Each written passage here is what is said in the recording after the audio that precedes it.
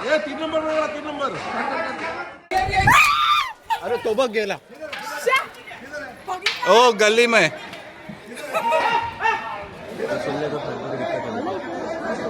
बच्ची के उतार ले, बच्ची के उतार दे.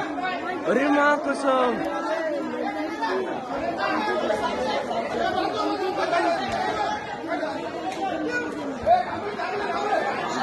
चेहरे पे झपट्टा मार लेंगे.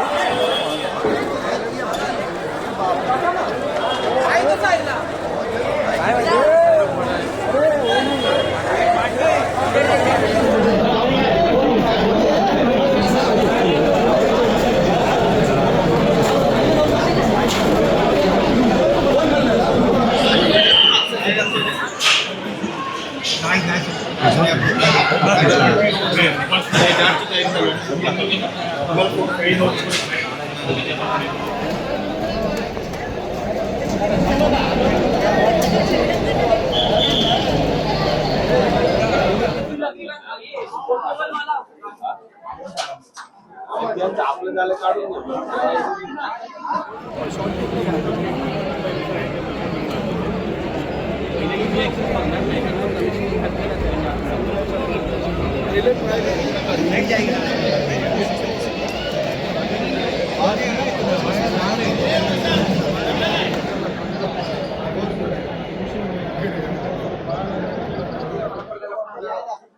अरे तू बीच पे क्यों आता यार? अरे तू बीच में इरफान. बघा, मला या शहरामध्ये 35 ते 40 वर्ष झाले. ही अशी घटना ही त्या घोडबंदर गाव किंवा तेव्हा होत होती, पण आता शहरात बिबटा आला म्हणजे ही कुठेतरी म्हणजे लोकांमध्ये भीती निर्माण झाली आणि इतक्या लोकांना जखमी केलं.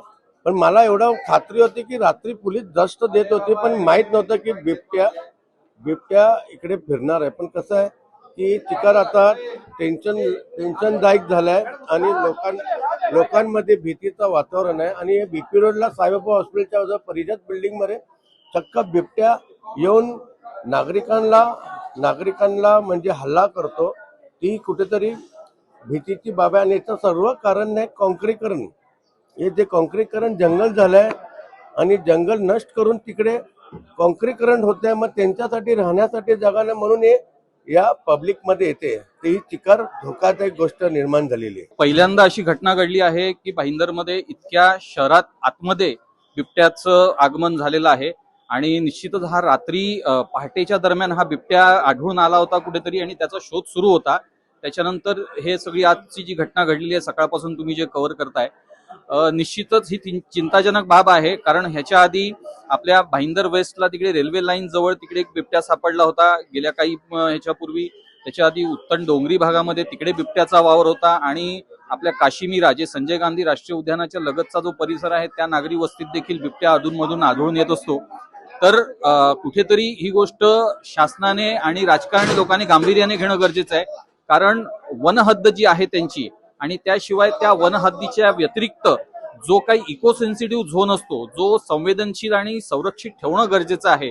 परंतु त्या ठिकाणी मोठ्या प्रमाणात राजकारणी असतील, बिल्डर लॉबी असतील ह्यांनी किंवा चाळ माफिया असतील ह्यांनी जे मोठ्या प्रमाणात व्हायलेशन केलेलं आहे, त्यामुळे त्या भागामधली जी काही त्यांचा एक वावर होता, जे क्षेत्र होतं ते त्यांचं क्षेत्र नष्ट झाल्यामुळे ते आता शहरी भागामध्ये येऊ लागलेले आहेत असं एकूण ह्या संदर्भात जाणकार पण म्हणतात आणि मला सुद्धा तसंच वाटतं. तर त्याच्यामुळे कुठेतरी ह्या सगळ्या गोष्टींचं गांभीर्याने दखल घेतली पाहिजे आणि वनहद्द आणि इको सेन्सिटिव्ह झोनचं क्षेत्र हे वाढवून ते संरक्षित ठेवलं पाहिजे.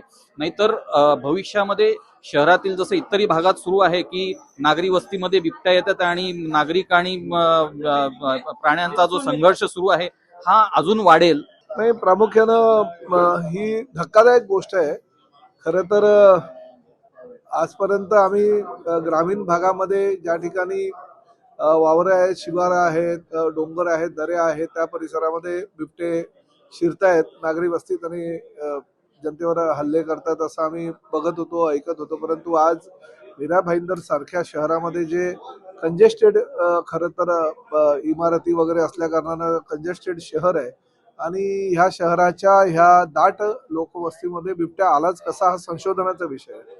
काही लोक म्हणतात की भाजीच्या गाड्या येतात नाशिकवरून वगैरे त्यामध्ये बसून आला असेल. काही लोक म्हणतात की संजय गांधी नॅशनल पार्क आहे जे 7-8 किलोमीटर अंतरावर आहे इथून, तिथनं रात्रीच्या अंधारामध्ये नाल्यांमधनं वगैरे आला असेल. परंतु शेवटी कसा आला हा संशोधनाचा विषय असेल तरी नागरी वस्तीमध्ये लोकांवर हल्ला करण्याची जी घटना आहे ती ही पहिल्यांदा म्हणजे कंजेस्टेड विभागामध्ये, कारण महापालिका क्षेत्र आहे हे, आणि जवळजवळ 6 ते 7 लोक जखमी झाले. एक 24 वर्षाची मुलगी बिचारीचे जिचं 3 दिवसानंतर लग्न आहे ती म्हणजे गंभीर आहे. ती आता टेंबा हॉस्पिटलमध्ये उपचार घेत आहे आणि तिला आता आम्ही KM मध्ये शिफ्ट करतोय. बाकी लोकांना महापालिकेच्या हॉस्पिटलमध्ये आम्ही ऍडमिट केलेलं आहे. परंतु वन खात्यानं सुद्धा ह्या संदर्भात काहीतरी म्हणजे गंभीर दखल घेऊन मला असं वाटतं की नवीन टेक्नॉलॉजीचा वापर करून, कारण आमच्या सगळ्या विभागामध्ये CCTV आहे, पोलिसांची मदत त्यांनी घेतली पाहिजे आणि असे काही बिबटे जे काही नागरी वस्तीत येत असतील तर ताबडतोब रेस्क्यू टीम जी आहे ती अर्ध्या-पाऊण तासात पोहोचली पाहिजे. कारण मी स्वतः आधी आलो, राज्याचा मंत्री असताना मी ठाण्यावरनं मीरा भाईंदरला पोहोचू शकलो, परंतु फॉरेस्टच्या टीमला कळवल्यानंतर सुद्धा त्यांना यायला 2 तास लागले. म्हणजे ठाण्यावरनं किंवा बोरिवलीवरनं यायला अर्ध्या-पाऊण तासात त्यांना पोहोचणं गरजेचं आहे. लोकांनी आणि प्रामुख्यानं आमच्या फॉरेस्टच्या फायर ब्रिगेडच्या लोकांनी खूप या ठिकाणी धारिष्ट दाखवलं आणि एका घरामध्ये त्या बिबट्याला कोंडून ठेवलं आणि त्या घरातील लोकांना बाहेर काढलं. जर ते बाहेर काढलं नसतं आणि घरामध्येच त्या बिबट्याने हल्ले केले असते छोटे छोटे लहान मुलांवर तर काही दुर्घटना असून गंभीर सुद्धा घडू शकली असते. त्यामुळे आज खरं तर ह्या वन खात्याच्या लोकांना एक इशारा दिलेला आहे बिबट्याने असं म्हणायला हरकत नाही.